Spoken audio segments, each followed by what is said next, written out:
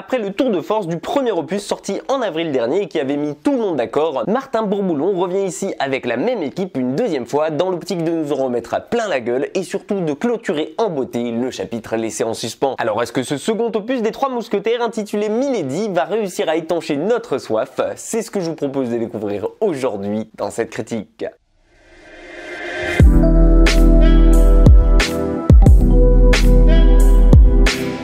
Alors, petit rappel, juste pour ceux qui ne se souviennent pas, à la fin du premier opus et lorsque les mousquetaires sauvaient la vie du roi dans un attentat, on y voyait Constance de Bonacieux se faire enlever sous les yeux de D'Artagnan, lui qui jurait alors de partir à sa recherche et de la sauver. Comme ça, au moins vous êtes à l'heure et vous savez que tout part de là avec cette suite, vu qu'elle se situe directement juste après. On est donc de nouveau projeté ici dans une course effrénée contre le temps pour D'Artagnan, lui qui est à la recherche de son amour perdu depuis plusieurs jours maintenant, lorsque sur sa route vient se dresser une fois de plus Milady de Winter qui va tenter de le séduire ici. Et alors qu'elle ne joue pas franc jeu avec lui et qu'elle semble savoir beaucoup plus sur la situation de Constance qu'elle ne veut le lui avouer, lui qui vient pourtant de la sauver, eh bien les trois autres mousquetaires vont tenter de raisonner D'Artagnan en le pensant sous son emprise, elle qui continue de jouer sur plusieurs tableaux. Et tout ça, bien évidemment, ça va se passer en même temps que le siège de La Rochelle par le cardinal de Richelieu qui oppose à catholiques et protestants d'un côté, à de l'autre un moyen qui est mis en place pour tenter de retrouver le traître qui se cache parmi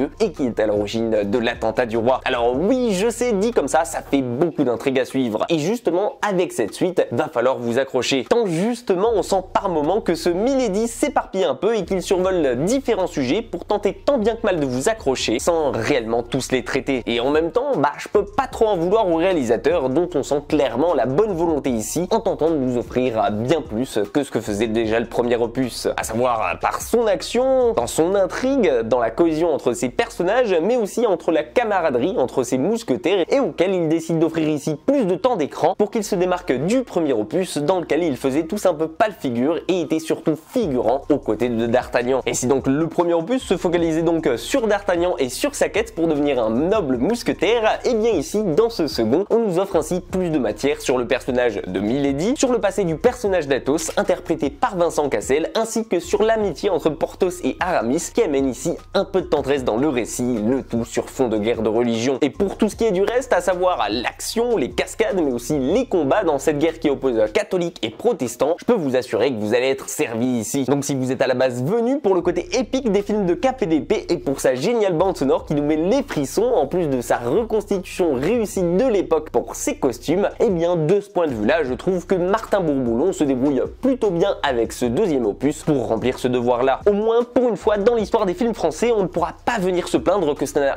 aucune gueule ou qu'on ne sait pas où est vraiment parti son budget, tant on prend un réel kiff devant. Mais en revanche, pour ce qui est du reste et surtout pour son scénario, eh bien on ne peut pas réellement dire que c'est la même donne ici. Et en même temps, j'ai envie de dire, quand on a un casting aussi gros que celui-là, eh bien pour ma part, je trouve ça difficile de réussir à les mettre pleinement tous en valeur et à leur donner chacun un but sans s'éparpiller ni que le film dure plus de 3 heures. Enfin, il faut choisir entre les deux. Ou bien alors, il aurait fallu s'éterniser un peu plus et réaliser deux parties beaucoup plus longues, environ d'1 heure chacune, pour tout bien faire. Et non pas que ça m'aurait déplu, au contraire, je ne pense pas que ce soit le type de public recherché par Pathé avec cette nouvelle réadaptation du livre d'Alexandre Dumas. Et malheureusement, eh bien, au passage, avec ce Milady, c'est son scénario qui en pâtit le plus au profit du reste. Et au profit surtout du développement de ses personnages. Parce que, comme je vous l'ai dit juste avant, on sent qu'avec ce deuxième opus, tout est un peu trop brouillon et qu'il tente à la fois de s'exprimer sur trop de sujets à la fois pour finir par tous les survoler et nous perdre, quitte à nous laisser sur un final qui nous laissera sur notre fin. Alors je dis pas que le film est totalement mauvais, il a des qualités parmi celles que j'ai citées auparavant, mais je trouve qu'il est moins consistant à la matière que l'était le premier opus, et je trouve surtout que ce Milady agit un peu ici comme un épisode filler qui aurait besoin d'une troisième suite pour réellement se terminer. Un peu comme si au final et depuis le début, il avait été construit comme une trilogie et non pas comme on nous l'a bel et bien vendu, comme un seul diptyque en 2 parties. Pour ma part, je retiendrai surtout de ce second opus la quête de D'Artagnan qui est des plus réussies auprès de Constance et surtout la place plus grande prise par les 3 autres mousquetaires auxquels on commence réellement et enfin à s'attacher ici. Mais le tout sera contrebalancé par une histoire avec Eva Green en Milady qui se montre plus importante et avec un gros potentiel mais qui vous laissera quand même malheureusement un sacré goût inachevé à la fin. Et vous, qu'est-ce que vous avez pensé de cette suite et fin des aventures de D'Artagnan? Et surtout, quel est votre préféré entre les deux? Pour ma part, je pense que vous l'aurez compris, bien évidemment, il s'agit s'agit du premier. En tout cas, j'attends votre avis dessus avec impatience dans les commentaires. En attendant, je reste tout de même très curieux vu le potentiel et le niveau montré par cette production française et j'ai hâte de voir ce que donnera la réadaptation du conte de Monte Cristo avec Pierre Nidet dedans. En tout cas, si cette vidéo vous a plu, pensez à me le faire savoir, à lui laisser un petit like et à la partager et bien évidemment à vous abonner si ce n'est pas déjà fait. Prenez soin de vous et pour ma part, moi je vous dis à très vite dans une toute nouvelle critique.